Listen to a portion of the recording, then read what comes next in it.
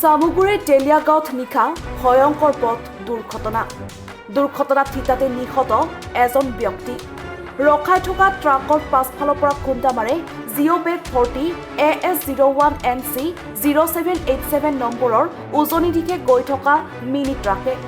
3 দিন ধৰি বিকল হৈ ৰাষ্ট্ৰীয় ঘাইপথত ৰখাই থোৱা আছিল AS02CC 4792 নম্বৰৰ আনন্দ মেলাৰ সামগ্ৰী ভৰ্তি সামগ্ৰী কঢ়িওৱা এখন বাহন। বহু সময় ধৰি দুৰ্ঘটনাত পতিত হোৱা বাহনৰ ভিতৰতে সোমাই ৰল মৃত চালকজন। আৰক্ষীৰ অৱহেলাৰ বাবেই দুৰ্ঘটনা সংঘটিত হোৱাৰ অভিযোগ উত্থাপন কৰিছে স্থানীয় ৰাইজে। কি হৈছিল ইয়াত মানে এখন গাড়ী আপোনাৰ এক্সিডেন্ট হ'ল যে এখন গাড়ী আপোনাৰ আজি 3 দিনৰ পৰা এখন আপোনাৰ ৰোড সাইড ৰখি আছে। ঠিক আছে, মই আপোনাৰ ড্ৰাইভাৰজনক বাইকতে কৈছো গাড়ীখন আপুনি সাইড কৰি সাইডে লগাই দিয়ক। কাৰণ এই আপোনাৰ টাৰ্ণিঙৰ কাৰণে গাড়ীখন আপোনাৰ মানে বেলেগ গাড়ী দেখি নাপায়, হয়নে? মালিকৰ নম্বৰ দিলে, মালিকৰ আজি আপোনাৰ মই আপোনাৰ দোকান মোৰ বন্ধ আছে, আপোনাৰ বল্ডিং দোকান আছে মোৰ হেমাগুৰিত। আহোঁতে মই তেখেতক ক'লো আপুনি মালিকৰ নম্বৰ দিয়ক। মালিকে কি কৈছে গাড়ীখন বনালো 5 মিনিটৰ ভিতৰত গাড়ীখন পাৰ হৈ যাব। অলপ আগত মই মালিকে ফোন কৰিছো, মালিকে কি কৈছে বোলে গাড়ীখন ঠাই দি বোলে আমাৰ বেটেৰী আনিলো, বেটেৰীটো আপোনাৰ হেৰি হৈ গ'ল। তাকে গাড়ীখন থকাৰ কাৰণে আজি দুৰ্ঘটনা ঘটিছে 10 দিনত আৰু 3 দিন লাগল গাড়ীখন ইয়াত।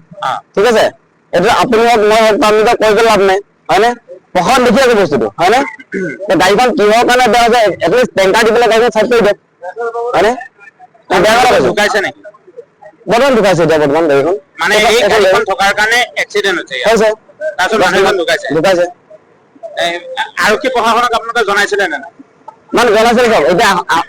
এতিয়া চব এতিয়া চবৰ এটা নিজৰ নিজৰ কাম থাকে ন, হয় নাই?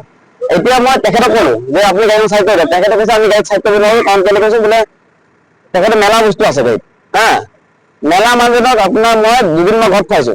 কাৰণ তেওঁৰ কাৰণে খুৱাইছো মানে কি ড্ৰাইভাৰ ক'লে ড্ৰাইভাৰে বুজিয়ে নাপায়, খালি মালিকে আমি জানে, মালিকে জানে।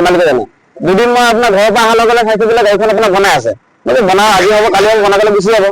3 দিন যোনদিনা গাড়ীখন বেয়া হৈছে মই স্কুলত ৰখাবলৈ গাড়ীখনৰ ড্ৰাইভাৰক কৈছো যে গাড়ীখন চাইড কৰক, গাড়ী চাইড নকৰে। কথা কৈছেনে? এতিয়া গাড়ীখন থকাৰ কাৰণে ইয়াত হৈছে আৰু এজন নিহত হৈছে। কাৰণ আমাৰ এই টাৰ্ণিং দিছে নে, এই টাৰ্ণিংটোৰ কাৰণে আপোনাৰ জেগাত বহিছে মানে পিছফালে বোলে মাৰি লাগিব এজন লগে লগে স্পট ডেট, হয়নে? আজি আপোনাৰ আধা ঘণ্টামান হৈছে মই ইয়াৰ পৰা ঘৰলৈ গ'বলৈ সোমাইছো যে খাই মেলি পাই এই অৱস্থা। যিজন ঢুকাইছে তেখেতৰ আপোনালোকে নামটো জানে নেকি? গম নাপাওঁ দাদা। অচিনাক্ত গাড়ী, অচিনাক্ত মালিক, অচিনাক্ত আপোনাৰ ড্ৰাইভাৰ যেন ঢুকালে মানে।